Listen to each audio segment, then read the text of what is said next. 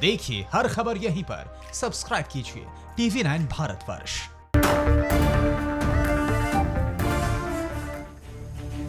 और आइए शुरुआत करते हैं देश का बुलेटिन की। चीन को भारत का मुंहतोड़ जवाब। ये इस वक्त की बड़ी खबर, क्योंकि नदर लद्दाख में हैवी टैंक तैनात कर दिए गए हैं।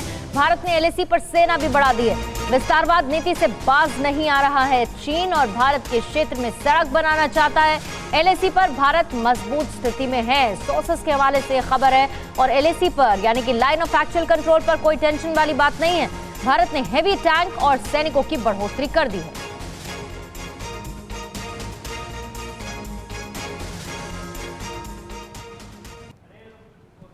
चीन पर युद्ध की सनक सवार, हिंदुस्तान देगा करारा जवाब। नॉर्दर्न लद्दाख में हिंदुस्तान की पूरी तैयारी, सेना ने हैवी टैंक युद्ध भूमि में उतारी। LAC पर हिंदुस्तान ने सेना बढ़ाई, ड्रैगन पर होगी अब जबरदस्त चढ़ाई। ये सब हिंदुस्तान ने चीन को मुंहतोड़ जवाब देने के लिए किया है। चीन ने दौलत बेग ओल्डी और देपसांग इलाके में 17,000 से ज्यादा सैनिकों और बख्तरबंद वाहनों की तैनाती की है। इसके जवाब में हिंदुस्तान ने अपनी धाकड़ आर्मी के साथ टैंक रेजिमेंटों को मैदान में उतार दिया है, ताकि धोखेबाज, कपटी और धूर्त ड्रैगन की हर हिमाकत पर सॉलिड प्रहार किया जा सके।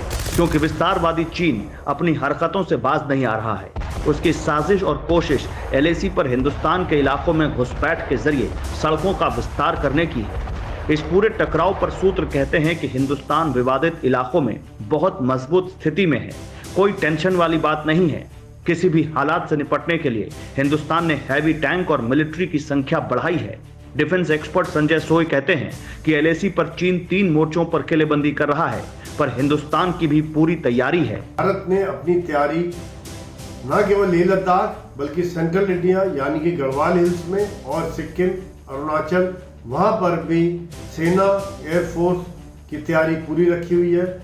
चीन की चालों के बीच हिंदुस्तान की बख्तरबंद तैनाती ऐसी है कि ड्रैगन की अब हर साजिश उल्टी पड़ेगी। तो कमांडरों की मीटिंग में भी हिंदुस्तान ने चीन से 2 टूक कह दिया है कि टकराव वाले इलाकों से PLA को हर हाल में पीछे हटना पड़ेगा, तभी तनाव कम हो सकता है। हिंदुस्तान ने चीन से निपटने के लिए लद्दाख में एक बहुत बड़ा प्लान बना लिया है और अब ऐसे टैंक्स हिंदुस्तान में ही बनेंगे जिनसे ड्रैगन पर बड़ी चोट की जाएगी। ये एक्सक्लूसिव रिपोर्ट देखिए। लद्दाख में छोटू टैंक से चीन पर होगा करारा प्रहार। हवा में उड़कर पहुंचेंगे चीनी सैनिकों पर बम बरसाएंगे। 20,000 चीनी सैनिकों पर छोटू टैंक का बड़ा धमाका। हम बात कर रहे हैं ऐसे छोटू टैंक्स की जो वजन में बेहद हल्के हों और जिन्हें आसानी से एक जगह से दूसरी जगह पर ले जाया जा सके। लद्दाख में चीन को करारा जवाब देने के लिए भारतीय सेना ने नया प्लान तैयार कर लिया है। अब लद्दाख की पहाड़ियों पर ऐसी टैंक्स की तैनाती की जाएगी। DRDO ने इसके लिए पूरी तैयारी भी कर ली है। अब ऐसे लाइट टैंक्स को भारत खुद ही बनाएगा। भारत ने खास तीर अपने तरकश में शामिल करने का मन बनाया है। सेना को इमरजेंसी में लाइट वेट टैंक्स खरीदने की परमिशन दे दी गई है। हल्के मगर असरदार इन टैंक्स को खासतौर से पहाड़ी इलाकों में युद्ध के लिए बनाया जाता है। लद्दाख जैसे पहाड़ी इलाकों में इनकी अहम भूमिका हो सकती है। लद्दाख में तनाव के बाद से ही सेना को इमरजेंसी परचेज के तहत ये टैंक्स खरीदने की हरी झंडी दी गई थी और अब तो DRDO ये टैंक्स खुद बनाने वाले हैं। अप्रैल महीने में चीन ने जब लाइन ऑफ एक्चुअल कंट्रोल के पास नए टाइप 15 लाइट टैंक्स तैनात किए, उसके बाद से ये भारत सतर्क है। चीन ने जिंजियांग प्रांत में ऐसे टैंक्स के साथ युद्धाभ्यास भी किया है। वहीं सेना ऐसे टैंक बनाना चाहती है जो एयर ट्रांसपोर्टेबल हों, यानी जरूरत पड़ने पर उन्हें फॉरवर्ड लोकेशंस पर लैंड या एयर ड्रॉप किया जा सके। ऐसे में इन टैंक्स के होने से चीनी एग्रेशन का फौरन जवाब देने में मदद मिलेगी। भारत ने सीमा से सटे कई रणनीतिक इलाकों में एयरफील्ड तैयार की हैं, जहां इन टैंक्स को आसानी से पहुंचाया जा सकता है। और भारतीय सेना ने अब अपग्रेडेड तोप सारंग का सफल परीक्षण कर लिया और रिपोर्ट में हम आपको दिखाते हैं कि इस तोप की ताकत क्या है जो कि दुश्मन के खेमे में खलबली मचा देगी।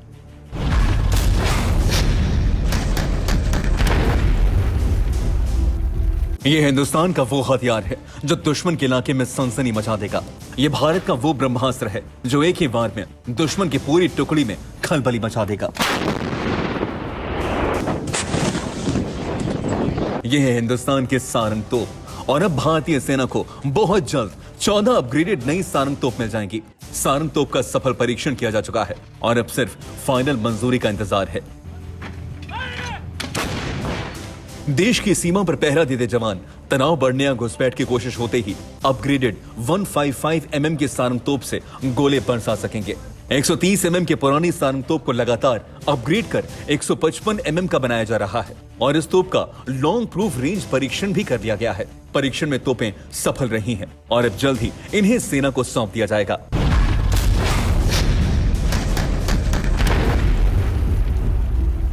आपको बता दें, पिछले 1 साल से इन तोपों को अपग्रेड करने का काम चल रहा है। सफल परीक्षण के बाद अब अंतिम दस्तावेज तैयार करने का काम तेजी से किया जा रहा है। उम्मीद है कि इस महीने के आखिर तक 14 अपग्रेडेड सारंग तोपों की पहली खेप सेना को सौंपी जा सकती है।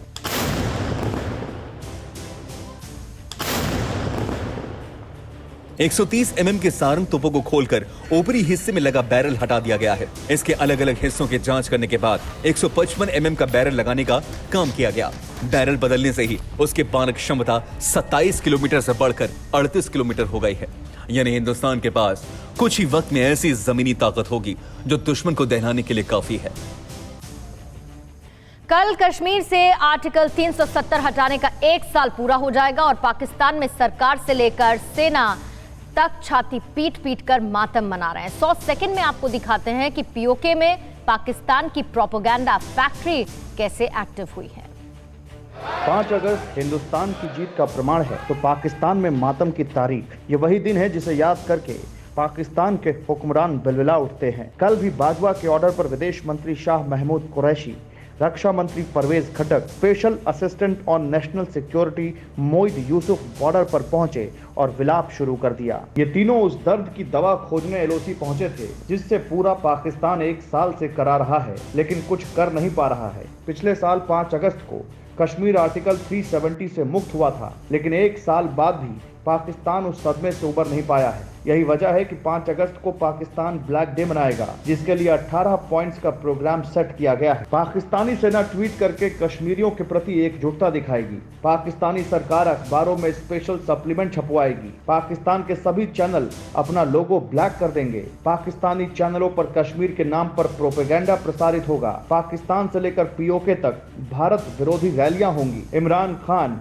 पीओके के मुजफ्फराबाद में रैली करेंगे। पीओके की असेंबली से इमरान के भाषण का लाइव प्रसारण होगा। मतलब साफ है कि पीओके में झूठिस्तान का पूरा प्रोग्राम फिक्स है, स्क्रिप्टेड है और उसी स्क्रिप्ट पर इमरान खान आंसू बहाने वाली एक्टिंग करेंगे और फिर मुंह की खाएंगे। श्रीनगर में 2 दिन के लिए कर्फ्यू लगा दिया गया है। जम्मू कश्मीर का विशेष दर्जा खत्म किए जाने की पहली वर्षगांठ पर प्रशासन को भारी विरोध प्रदर्शन की आशंका है। इसी के चलते श्रीनगर में आज और कल कर्फ्यू रहेगा। और दिल्ली हिंसा को लेकर बहुत बड़ा खुलासा हुआ है। पुलिस पूछताछ में ताहिर हुसैन ने हैरतअंगेज राज उगले हैं। ताहिर का कहना है कि दिल्ली में कुछ बड़ा करना था और पूरी साजिश इसी मकसद से रची गई थी।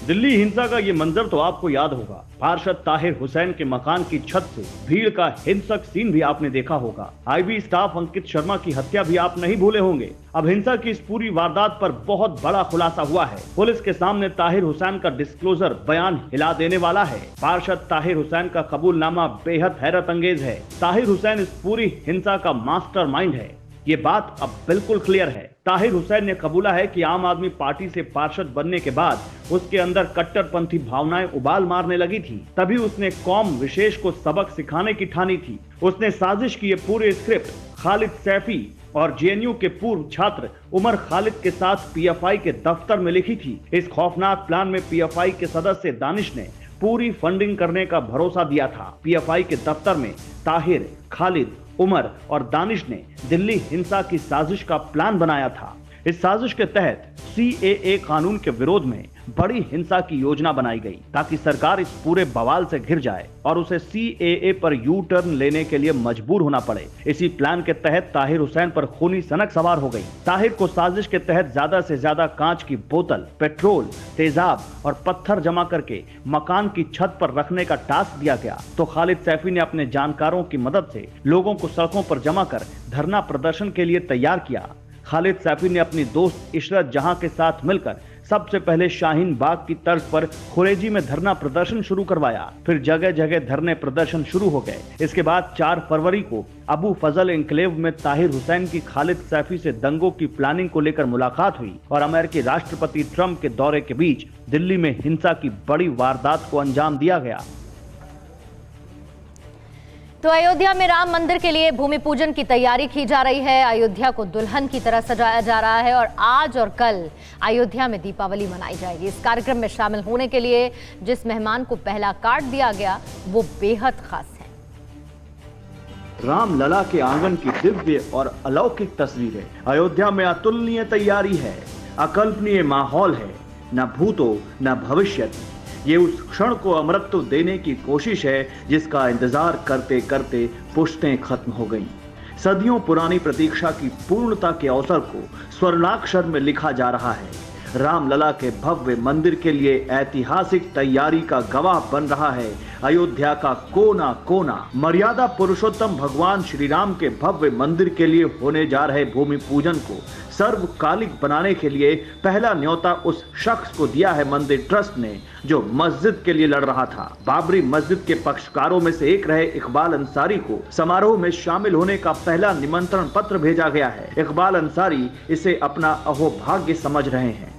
तो अपने आप को ये समझते हैं कि ये भगवान राम की मर्जी रही कि पहला कार्ड इकबाल को दिया जाए। इकबाल अंसारी को पहला कार्ड मिला है, हमने उसको स्वीकार किया।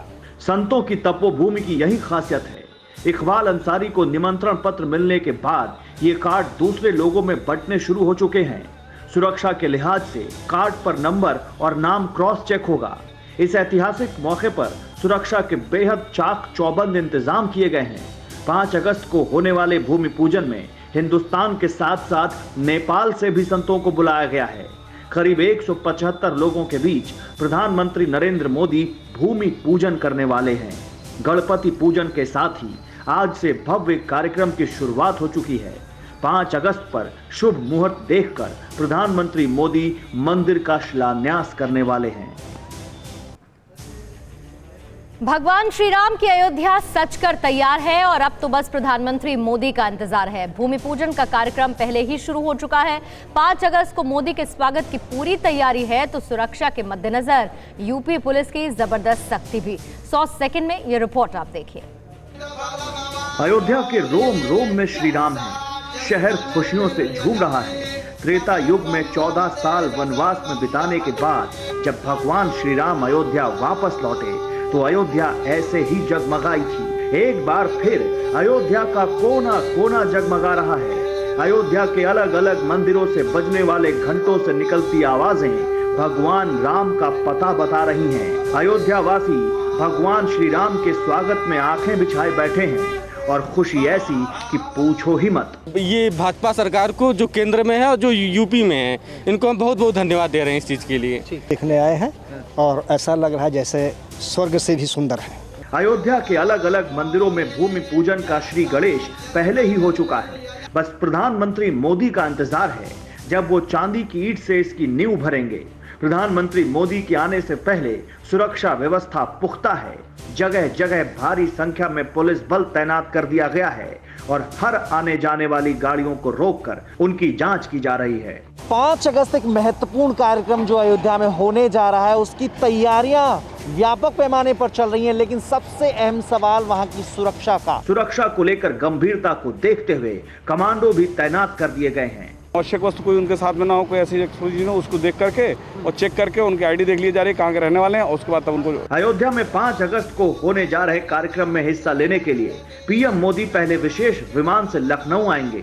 यहां अमौसे स्थित एयरपोर्ट पर 5 मिनट में विशेष विमान से उतरकर चॉपर में सवार होकर अयोध्या के लिए निकल जाएंगे।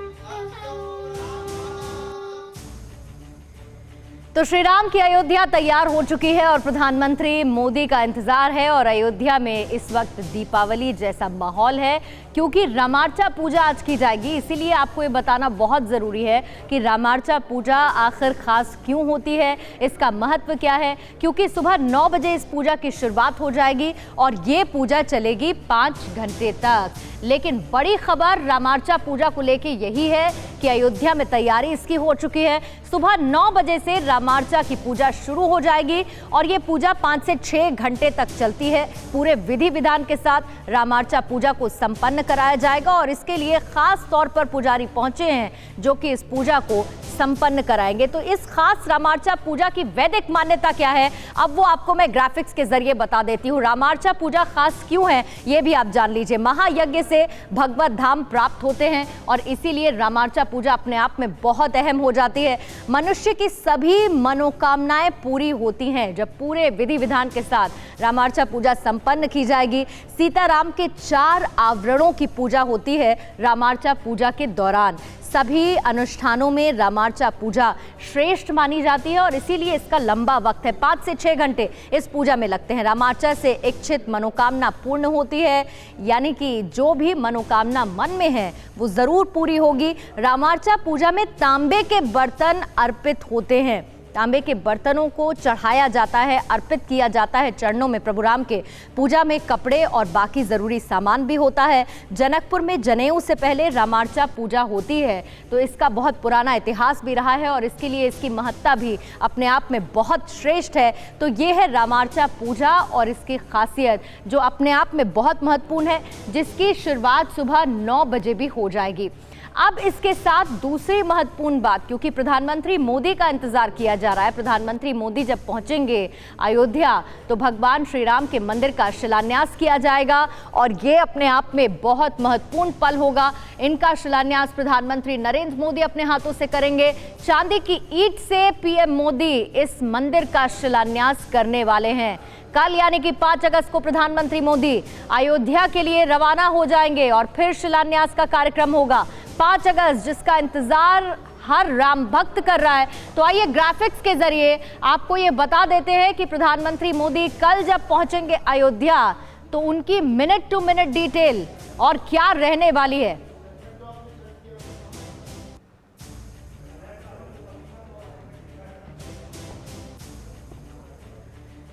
तो प्रधानमंत्री मोदी की मिनट टू मिनट डिटेल क्या है वो भी आप जान लीजिए। सबसे पहले सुबह 9:35 पर क्या होगा। दिल्ली एयरपोर्ट से रवाना प्रधानमंत्री मोदी हो जाएंगे और उसके बाद सुबह 10:35 पर लखनऊ के अमौसी एयरपोर्ट प्रधानमंत्री मोदी पहुंचने वाले हैं। सुबह 10:40 पर हेलीकॉप्टर से अयोध्या प्रधानमंत्री पहुंचेंगे। उनका बेसब्री से इंतजार हो रहा है। 11:40 पे अयोध्या के साकेत कॉलेज में लैंडिंग की जाएगी और उसके बाद सुबह 11:40 पर साकेत कॉलेज से हनुमानगढ़ी सबसे पहले प्रधानमंत्री मोदी जाने वाले हैं। फिर दोपहर 12 बजे का ये कार्यक्रम है कि राम जन्मभूमि परिसर दोपहर 12 बजे, ये वक्त आप नोट कर लीजिए क्योंकि शुभ मुहूर्त का जो वक्त है वो इसी के इर्द गिर्द है। फिर 12 बजे राम जन्मभूमि में रामलला की पूजा प्रधानमंत्री मोदी करने वाले हैं और 12:15 पर राम मंदिर का भूमि पूजन कार्यक्रम शुरू हो जाएगा। ये वो शुभ मुहूर्त है जिसका इंतजार इस वक्त हर एक राम भक्त कर रहा है। 5 अगस्त को 12:15 पे भूमि पूजन के बाद देश के नाम संबोधन प्रधानमंत्री मोदी का होगा और अपने आप में ऐतिहासिक पल वो रहने वाला है। दोपहर 2:10 पर हेलीकॉप्टर से लखनऊ के लिए रवाना प्रधानमंत्री मोदी हो जाएंगे।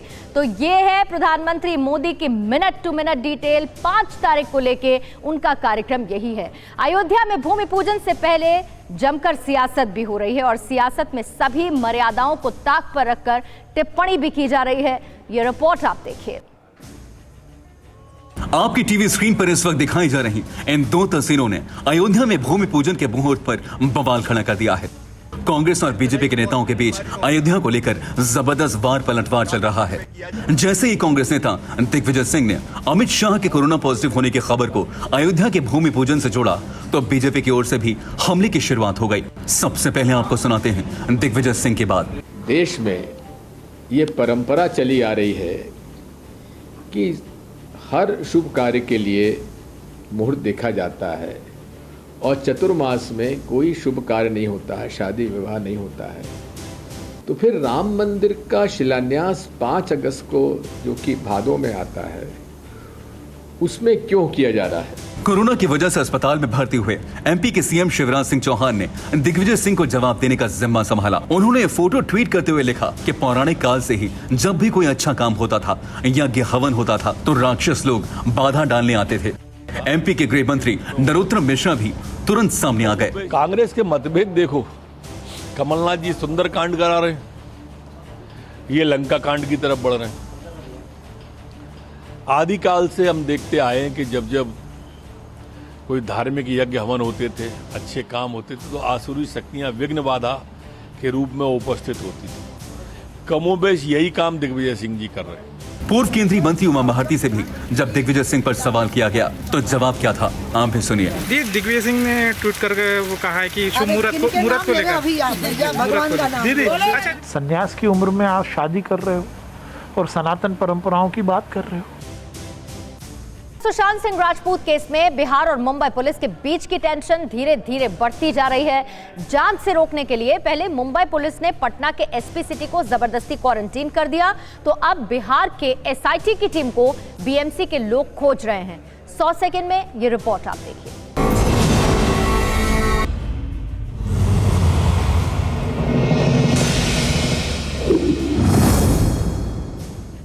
अभिनेता सुशांत सिंह राजपूत केस में क्या होगा जांच का अंजाम? क्या खुलेगा सुशांत की मौत की मिस्ट्री का राज? हकीकत यह है कि मुंबई पुलिस मामले की जांच तो कर रही है, लेकिन बिहार पुलिस को उस जांच पर भरोसा नहीं। राज्य सरकार मामले की गुत्थी को सुलझाने के लिए सीबीआई से भी दूर भाग रही है और बिहार पुलिस के साथ किसी अपराधी जैसा व्यवहार कर रही है। पहले बिहार पुलिस के साथ धक्का मुक्की करते उन्हें जांच करने से रोक दिया, और दूसरी बार जब पटना एसपी सिटी विनय तिवारी मामले की जांच के लिए मुंबई पहुंचे तो उन्हें भी जबरदस्ती क्वारंटीन कर दिया गया। सुशांत केस की मिस्ट्री को सुलझाने के लिए बिहार की एसआईटी टीम मुंबई में है और गुपचुप तरीके से केस की जांच कर रही है, लेकिन जैसे ही मुंबई पुलिस को पता चला, बीएमसी के लोगों को उनके पीछे लगा दिया। हालत यह है कि कुछ देर तक जांच करने के बाद एसआईटी की टीम अंडरग्राउंड हो गई। उद्धव सरकार में शामिल कांग्रेस को भी अब शक होने लगा है कि दाल में कुछ काला जरूर है। मुंबई पुलिस पूरे प्रकरण की जांच कर रही है, लेकिन पहले से मुंबई पुलिस की भूमिका पर एक शक है। तो इस तरह की हरकतें, जिस तरीके से पटना के एक अधिकारी को क्वारंटीन किया गया, इस तरह की हरकतें मुंबई पुलिस के खिलाफ और भी शक बढ़ा सकता है। सुशांत सिंह राजपूत केस में मुख्य आरोपी रिया चक्रवर्ती एसआईटी के रडार पर है। रिया अब तक पटना पुलिस के सामने नहीं आई और 3 बार अपना ठिकाना बदल चुकी है। सूत्रों के मुताबिक रिया को ठिकाना बदलने के लिए मुंबई पुलिस उनकी मदद कर रही है। ऐसे में मुंबई पुलिस पर सवाल उठना लाजमी है। वाकई में मुंबई पुलिस इस मामले को सुलझाना चाहती है तो जांच में बिहार पुलिस के साथ मिलकर आगे क्यों नहीं बढ़ना चाहती है? आधे से ज्यादा हिंदुस्तान पर बाढ़ का कहर है और बाढ़ से ऐसा हाहाकार मचा कि पहाड़ से लेकर मैदान तक आसमान से बारिश तबाही बनकर बरस रही है। बिहार और असम में सबसे ज्यादा बुरा हाल है। 100 सेकंड में ये खबर देखिए। आसमान से बरसती आफत की यह तस्वीर देखिए। बाढ़ ने ऐसा कहर बरपाया कि सड़क और नदी का फर्क मिट गया। जान खतरे में डालकर स्थानीय लोगों ने बांस की बल्लियों से पुलिया तैयार की ताकि इस पार से उस पार का सफर आसान हो सके, लेकिन वो भी धोखा दे गया। जान जोखिम में डालकर स्थानीय लोगों ने जैसे तैसे बांस की इस पुलिया को तैयार किया था, लेकिन किस्मत ने उसका भी सहारा नहीं बनने दिया। एक बार फिर देखिए दगा देती किस्मत को जब पुलिया टूटकर धराशायी हो गई। ये तस्वीर असम के माजुली के श्रीराम पुलिया गांव की है, जब स्थानीय लोग आसमान से आई आफत से निपटने के लिए पुलिया पर चढ़े थे। दरअसल मवेशी खाने की एक नाव डूब गई थी। डूबती नाव को बचाने की कोशिश में करीब 20 लोग लकड़ी से बने इस पुल पर चढ़े थे। इस घटना में कई लोग जख्मी हो गए। बिहार की तस्वीर भी कोई जुदा नहीं है।